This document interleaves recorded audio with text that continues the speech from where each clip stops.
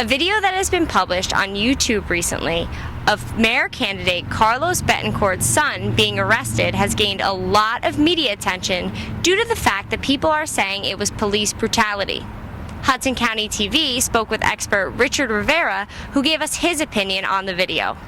Okay, so I know you saw the video, and there's also been a report on NJ.com about this arrest and that it might be possibly police excessive use of force. Do you feel that excessive use of force was used? Just based on the video that I examined, there was no excessive force used. The officers used reasonable level of force, and a lot of the problems evolved around the individual who resisted police control. Both verbally and physically, and that's what led to the escalation in use of force against them. If you look at the video, the individual that police approached, based on the video, as soon as he is seen on video, is resisting. He moves back away from the officers after he's told that he was going to be arrested, and then once placed in handcuffs, then physically resisted the officers as well. Both he and the officers are lucky they didn't get injured in this incident. Had he complied, then no force would have been needed against him, and then there's a potential for excessive use of force. But based on the video that I observed, it was his own actions that led to the police using force. Unfortunately, something like this happens more frequently than people think.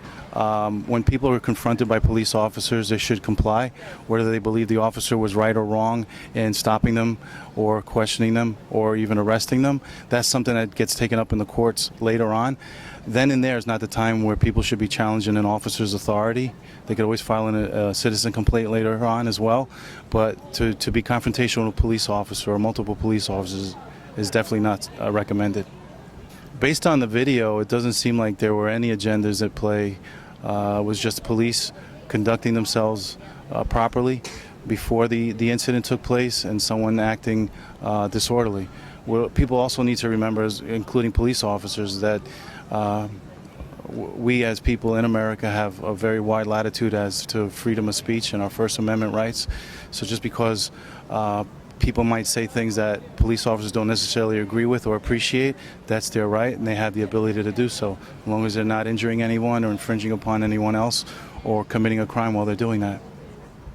Do you feel that the officers did their part to prevent using a lot of physical force?